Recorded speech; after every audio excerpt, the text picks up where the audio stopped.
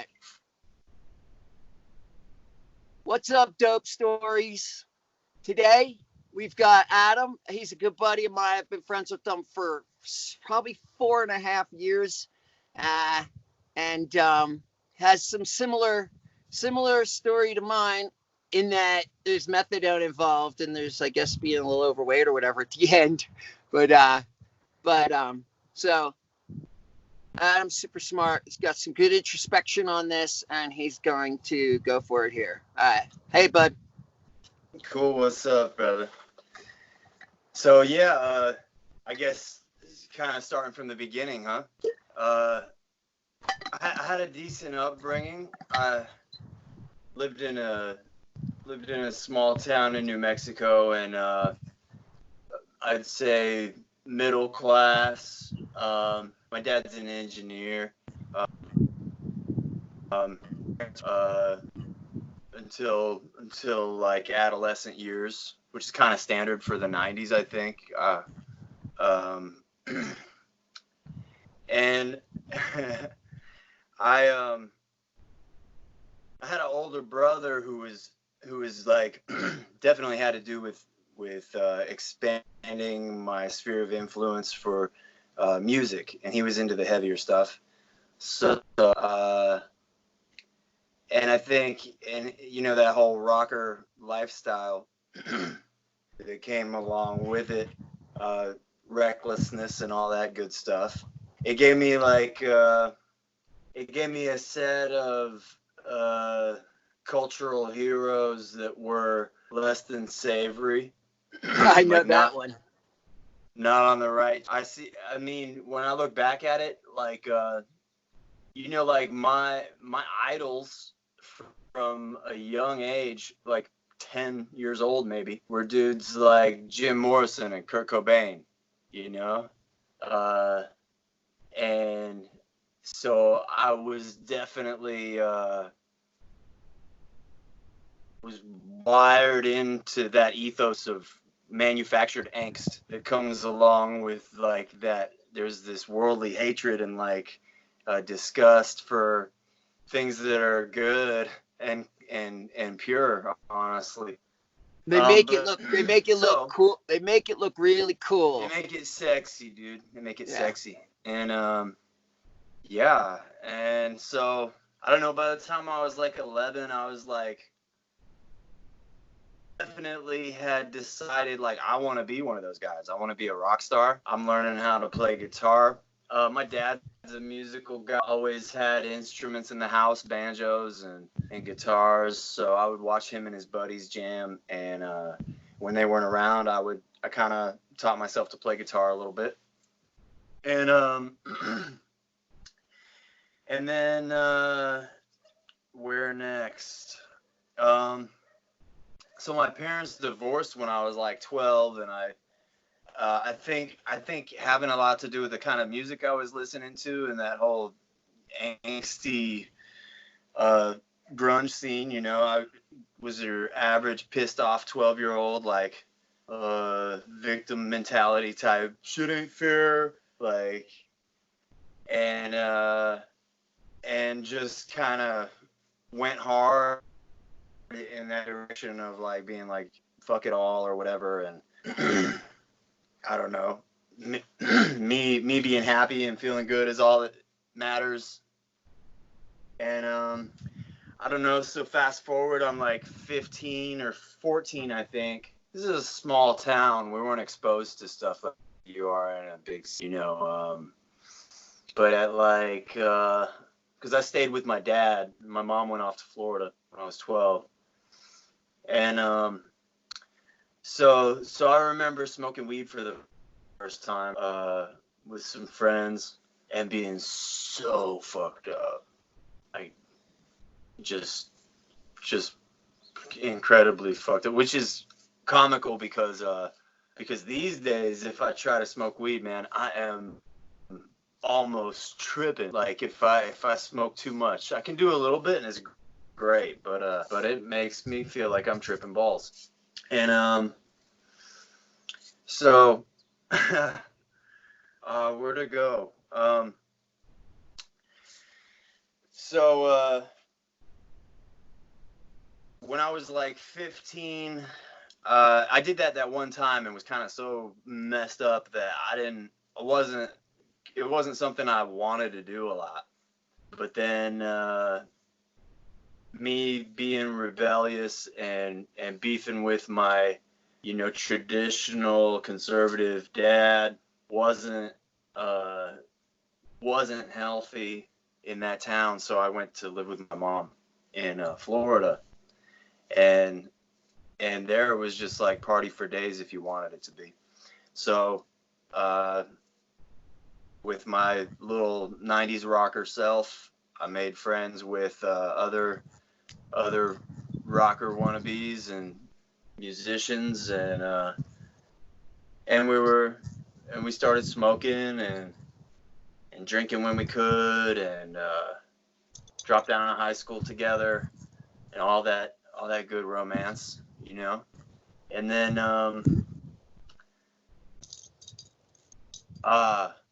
but where it really became a beautiful thing to me was, I don't know, I've always kind of had this taste for adventure. And when I first plucked from a cow pasture with my friends, were like, you got to try this shit, man. We had just Cubenzis would flourish. And so we went to this, we'd go hit these fields and fill up like hefty sacks with mushrooms and take them back to the place and make tea and trip balls. And that really touched something deep and beautiful for me. And this is the beginning of a beautiful friendship. I guess, wow, to move along. So that went on for, I don't know how long. And I feel like a lot of this is cultural conditioning, like what I think I'm supposed to do with my life. Confused, like knowing that things aren't right. Maybe the way the way society is, and we're governed by this, there's different factors that none of it really makes sense for the most part at that age, I'm guessing, for most people. But I just, I was a big Pink Floyd fan, so all those lyrics resonated. It was like, yeah, something's up here, And well, so with that kind of cultural conditioning, like, like pussy and drugs and have fun, Mind expansion. ended up, yeah, mind expansion for sure. Yeah, I was going deep, man. I was making music with my buddy Ricketts. You kind of know Ricketts, I think. Yep. And we were making the trippiest shit that still is ever. and so that was all awesome. And we were tripping a lot. And then I had like microdots, and L, and just every kind of psychedelic for me was really tickling this adventurer spirit, and trying to get to what it is that's deeper than all that. And but I became a dad, at 18, and that didn't do well at it. I'm grateful today, here we are like 20 years later. I'm grateful that the dude doesn't hate me, because I was pretty absent a lot, and when he was about it, just really dumb stuff went on with 2 kids, babies having babies, and then can't get along, and the only person that suffers is the child. And I think me and her, and was experimenting with a lot of ketamine. By this time, I'm kind of vagabonding the country. Like I'm in Arizona. The rave scene was going hard in early 2000s in Arizona. I think it might still do. And so lots of rolls and Molly, and and ketamine. And well, I thought it would be. I was always trying to go where nobody had gone before, so we were getting like designer hallucinogens like 2CI and stuff like that. And I remember being like, let's water down some 2CI with straight liquid ketamine and mainline that shit and see what happens. And I don't think anybody's meant to survive that. They're not even meant to dream that up. No. Yeah, like I said, my heroes were dudes that should, well, there were dudes that did die from being that way. I mean, so yeah, that happened, and then I was just banging K all the time. That kind of snapped me out of. Sorry, go ahead, Jer. Oh, nothing. I never really heard of banging K a lot. I mean, I was snorting it for a little bit there for the withdrawals. It's some bizarre stuff. It's wild, dude. It's the strangest substance. Strange. I mean, there's psychedelics. Psychedelics are trippy. Like, there's this weird interconnected symbiosis you feel with everything on a good psychedelic. But ketamine is just strange. It's just strange. I can't even. Sometimes you'd feel like you were. You didn't have a name, or like you were. It's like salvia. It's just out there. It's like a really weird dream, It's like it's a really weird dream. So what I had done, though, I guess to backtrack just a little bit, when I was in Tucson, at some point, banging K, I had like been standing next to a bathtub and did like way too big of a shot and fell onto the bathtub with my back and herniated and ruptured discs right next to each other. So I came to, like, I don't know, 20 minutes later, like, oh my God, paralyzed. And had my friends keep hitting me with K to not face. And then probably another 12 hours pass, and it's like, probably got to go to the hospital because I couldn't move and stuff. And so I went to an ER. I was there for, I don't know, like 2 days or something. And this doctor sent me home with a 3-month supply of morphine sulfate, 100 milligrams. And yeah, like 3 a day for 3 months. And by the time that was over, dude, this guy was a full-blown over. Yeah, it started. It just began. Yeah, we're talking like 20 years for that one to wind down. Yeah. So that's kind of where it went, and it was somewhere in the midst of that. My first like, maybe I need to try and get off these opiates was when I decided, hey, let's water down this 2CI with the ketamine and see what happens. And that was just insane. And I kind of walked away from everything there for a while. Like, literally, I walked to Kansas and Forrest Gump? The chick that I'd met there. Yeah. You did a Forrest Gump. Yeah, for love, though. It was like a love walk. But you walked, all right. Yeah, like mid-20s, early mid-20s. Yeah. And then I kind of like lived a normal-ish life there for a couple years. I think other substances. One thing that I became like pretty good at in the beginning of all that was like, hey, maybe I've done too much coke in the last 3 weeks. I should probably just have booze today. Or started trying to juggle it. You know what I mean? Yeah. Like, and you experience a withdrawal from one, you're like, ooh, maybe I'm attached because this don't feel so great. You medicate with something else. And then once you find a good medication and you stick to it too long, then that's giving you the same problems that you were having with the other thing on a different degree. And so a lot of that kind of juggling was going on. Cleaned up for a little bit in Kansas. And then I this whole time, like, was trying to numb that I'm this deadbeat piece of shit, can't be a good dad. Like, I was hurt. I'm sure he's hurt. I'm sure he was hurt, you know. So yeah, it's a kind of sad deal. But I mean, at the end of the day, it's mostly okay. He had a good mom. I think everything's good. I mean, he has a good mom. We're friends. We're all friends. It's okay, ish. You know, is what it is. So, back to the opiates. I'm a full-blown opiate addict. Now I'm like, I don't know, fast forward a few years, I'm homeless in Tacoma, Washington, you know, doing tar. I'm homeless in San Diego doing tar. Like, I'm doing border runs, keistering. I'm like, sleeping on top of buildings and stuff. San Diego's got the best weather to be homeless, man. If you're gonna go be a vagrant junkie, like Pacific Beach.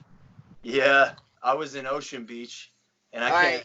I can't imagine a more hospitable spot. Mission Beach, Yeah. just next door, has the Hare Krishna temple, and man, they would treat you nice. You go in there and you get some, like, you know, some baba ganoush or whatever they're eating, man. A bunch of vegan Indian food and drum circles. Yeah, do a little like, jam, get a little food, do a little yeah, shoes at the door. Yeah, that stuff was great, man. You weren't buying it though.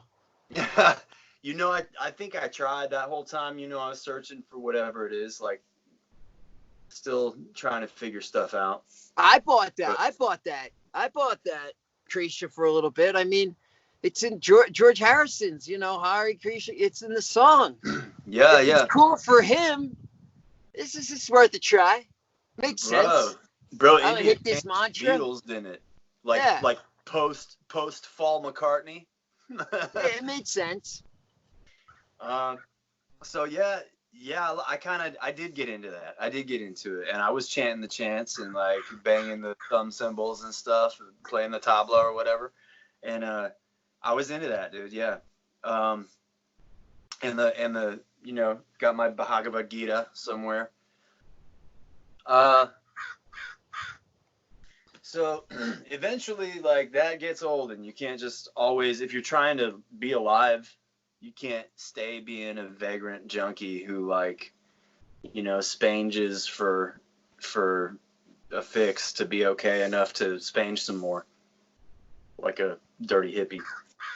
And so I think at some point I talked to my mom or something and was like, hey, I'm fucked up and I don't even know what to do. And Swami Prabhu Baba's not cutting it. Yeah. A.C. Bhaktivedanta Swami Prabhu, yeah. It's like, yeah, it wasn't cutting it. No. Because it's just hard living, man. You can't survive like that forever. It's fun and stuff, but the party ends, like, most of us stay way too long. Oh, yeah. So at some point, it's like, mom's is like, well, you know, get out here to Florida and we'll get you into a methadone program. So, bet. All right. I get into the methadone clinic. I didn't expect it to be like it was, because at first they start you on like 20 milligrams, and then the next day they're like, so how'd that hold you? You want to go up a little bit? You probably need to go up. Did that hold you okay? And it's like, well, yeah, bitch, I want to get higher. Yeah, did you not? You did not out? Well, we need to bring it up a little. Yeah. Thank you. Exactly. So, and then I don't know, within a few months, I'm at like 180 milligrams, I think. Pretty solid. You know? Yeah. Hitting the juice. I want to say, I it's hard to remember clearly, but I'm pretty sure I was at 240 at one time. But to nutshell that, I guess, I did methadone clinics for probably like 6 or 7 years of my life, like off and on, trying to, you know, try to get out of it in the middle, ended up back on the junk, that kind of thing. And so eventually Suboxone came along. I tried to taper down with that, and this was 2010. This is 2010. So like fall of 2010, I'm living in Florida. I'm using Suboxone to try and maintain some semblance of functionality as an addict. And with that, I I wasn't high as shit all the time like I was on methadone. By the way, the methadone had totally ruined my physiology. I was like 350 pounds. I'd be that fat ass that got on the scooter at Target. You know what I mean? Because I had a broken foot. You know, Great. because my bones were all messed up. I had like teeth rotting and shit. I had all kinds of health issues that just hadn't been dealt with because I was too high and eating chocolate and nodding out in it. Yeah. No, I lost some teeth, and and they say that why the dope and stuff is so bad is because you don't pay attention to the stuff. But I also really, really believe that the methadone really, really leaches some serious, like, Dude, minerals and stuff. Like, it does attack your system. it does something to the bone marrow too. Right. Because I don't know, like a heroin kick is like 5 to 7 days of misery. It's a joke compared to and then you're pretty much good. Yeah, you're pretty much good. If as long as you can keep your mentality right, you might have a chance. But methadone, dude, I tried to cold turkey from 120 in Tacoma, Washington, because I ended up bouncing around still. It was all I knew. Run from problems and shit, you know?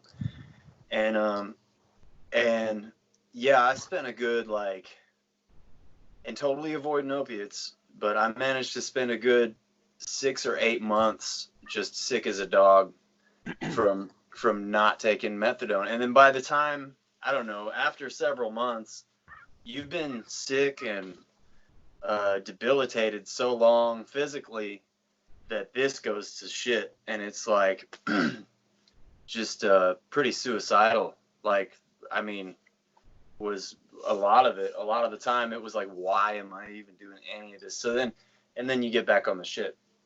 And there was some space in there where I read The Power of Now by Eckhart Tolle. Familiar? Yeah. And it really spoke to that little Krishna in my heart, you know. and I think it really did help me grow in the respect that I realized that I was manifesting things, like that my thoughts were huge factors in my reality, and sure, you know, and that still is very true. So yeah, that kind of snapped me out of some shitty thinking, you know, for a while. Yeah, like not to go Bible, but the continual renewal of the mind and spirituality. It's like an everyday thing. You can change yourself and your mind and your physiology with manifestation. You know, you can Absolutely. try to do it on your own, but you can also just ask the Creator, and He'll do it for you if you step aside.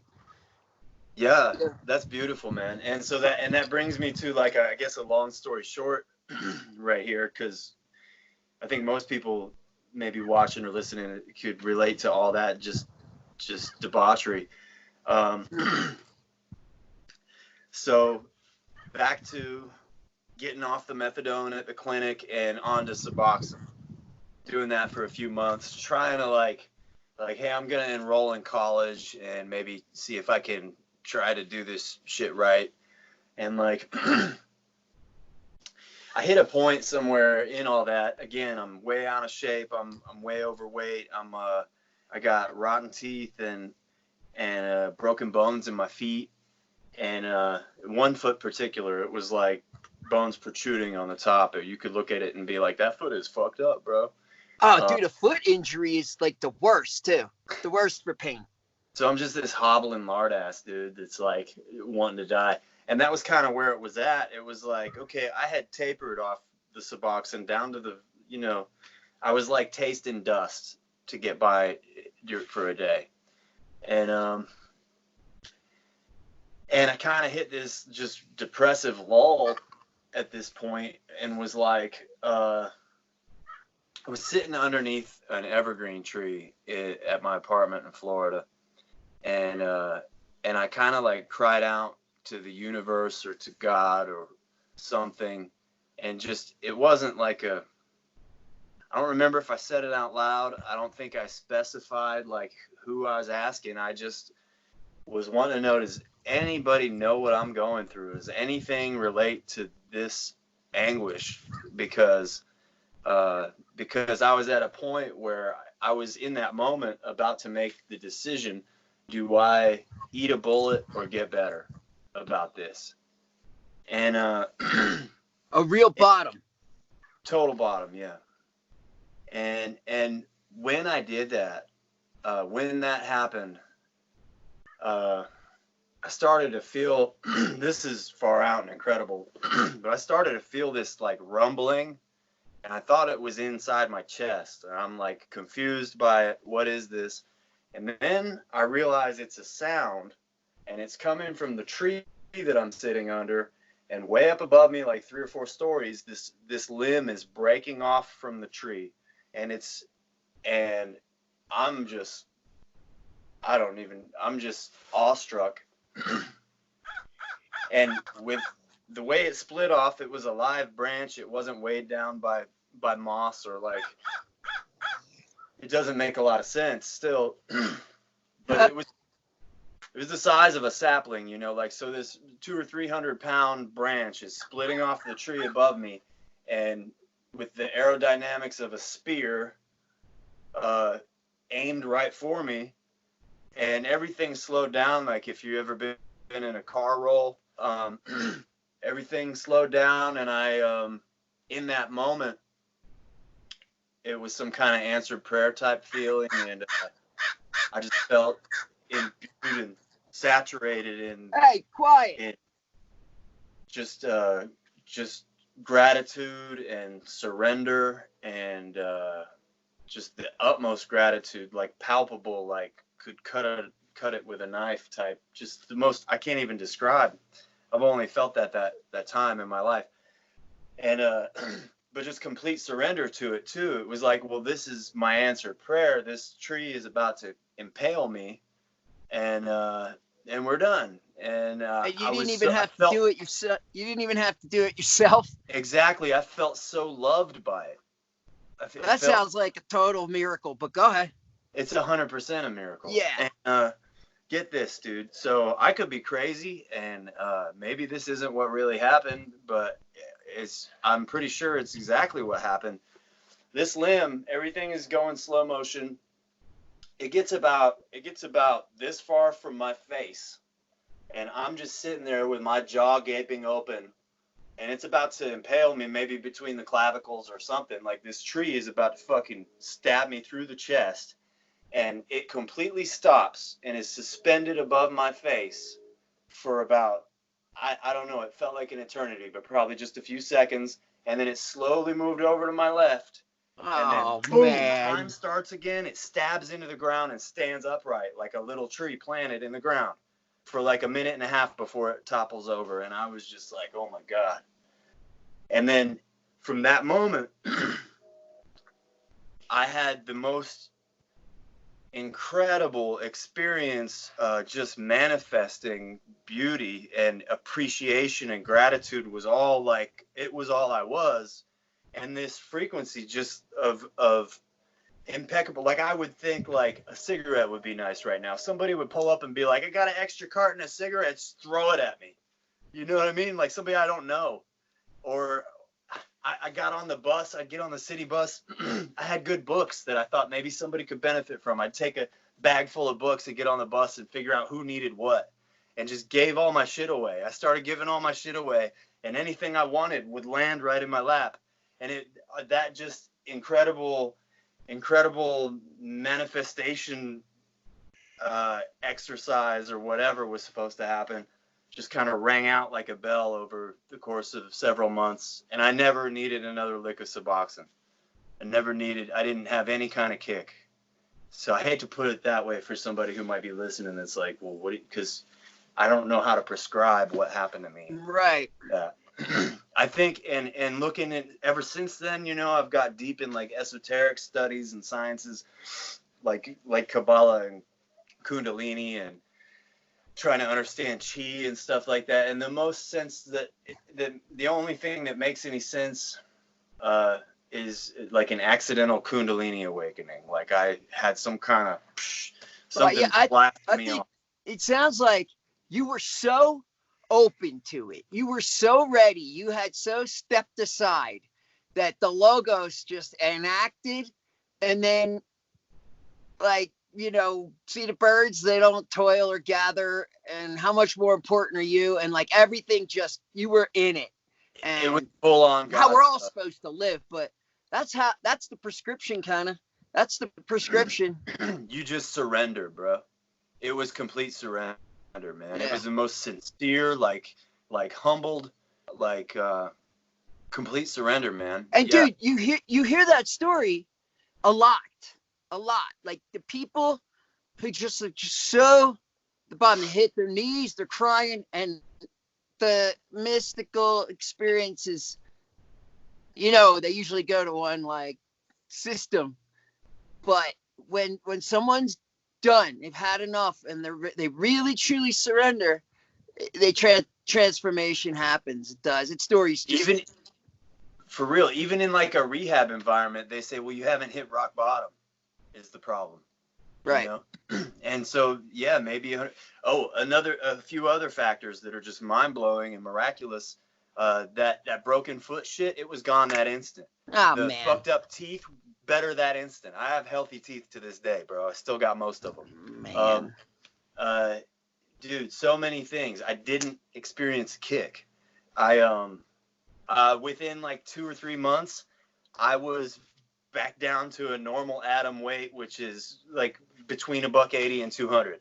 And and friends were like, "Dude, you have AIDS, or you gonna be okay?" You know what I mean? And it was like, and in all that, with that bell ringing, clarity and manifestation, it was like all of a sudden I realized how I'd been programmed to like eat trash. Like I'm not gaining any fuel from the foods I'm putting in my body. Like I need to be concerned with what does the machine need to operate. Like, so instead of eating because I was bored or just wanted to entertain myself or something gross like that, I started, that was the beginning of me walking to like, treating it like a car you don't want to break down on you. Yeah. And Yeah, the like car doesn't just need fuel. It needs the oil, the antifreeze. It needs all the different yeah. Or things. sometimes you don't, well, in this car, sometimes you don't even need to add fuel. Yeah. But like, and but so, yeah, that was just the beginning of me starting to get healthy. And at the same time, I woke up to all this, that something that I knew was wrong with everything around me, but couldn't put my finger on, started coming together after that occurrence. It was like all of a sudden blinders were gone, and I started to see things, and things started to make sense. And yeah, I don't know. Fast forward, that was 2010. I haven't been completely good since then, but I'm not. I'm so much better. Oh, I don't. you're completely on the other side. That's 10 years. You're clearly Yeah, not going back. But I'm no relapse slave is to any substance. right. I'm no, If a like, relapse is part of recovery. yeah, but yeah, man, that's the single most profound thing that's ever happened to me. I read about like secret society initiations and stuff, and one of the things that they do is a mock death and resurrection, Right. The because coffin. they're trying to symbolically replicate that kind of thing. And Yeah. that's what happened to me. It was a near-death experience. Like, that was an NDE as fuck, Uh, and yeah, man. I mean, I could come all the way up to now, but that was pretty much the beginning of Adam getting right, and figuring himself out and figuring out the world, and just life is beauty, dude. Like, it's not always fucking peaches and puppies, but I'm grateful all the time. And when I catch myself belly aching about this or that, like, I fucking snap out of it real quick. That victim mentality is nowhere to go. It'll drown you. My real life brother just passed away because he couldn't let go of the fucking pity party bullshit. And it's like, it's a sad deal, but like, we choose, we get exactly what we think we deserve. That's what it is, bro. So if we're beating ourselves up and feeling guilty and feeling like shit, that's why, another integral part of certain religions is like forgiveness, dude. Atonement. Like, that's beautiful. Huge, huge. We become toxic to ourselves if we're harboring all kinds of animosity or resentments towards ourselves or anyone else. Like, we have to Yeah. let that shit go, dude. No, because it's like an excuse too when you're holding on to those things. It's your It's excuse. an excuse not to grow. It's an excuse not to deal with it. It's an excuse to use and to be, to say fuck it and the fuck it's and but yeah, like with my trauma was my dad, and like when you get that clarity that you're talking about, and you get clean, you get that clarity. It's just like, nah, man, that's the free rent in my head, like A, B, it's the excuse, and it's just like, woe is me, victim mentality. But like all these things have reasons that they happen. These bad people, they dealt with shit themselves. It's kind of easy to forgive when you see the big picture. Yeah. And you get out of the way. It's kind of easy. Straight up. Yeah, man. Yo, that was freaking epic, man. It is epic. I had no idea the tree story was coming. Yeah, it's a big deal in my life, like, as my entire existence. I've struggled with it. I've gone back and forth. I won't try to get religious about anything. I can't stand religious retarded, pushers. But yeah, it was big, and it's definitely steered me into a really strong faith. Yeah, it's like, it's everything. There is no recovery without a spiritual awakening.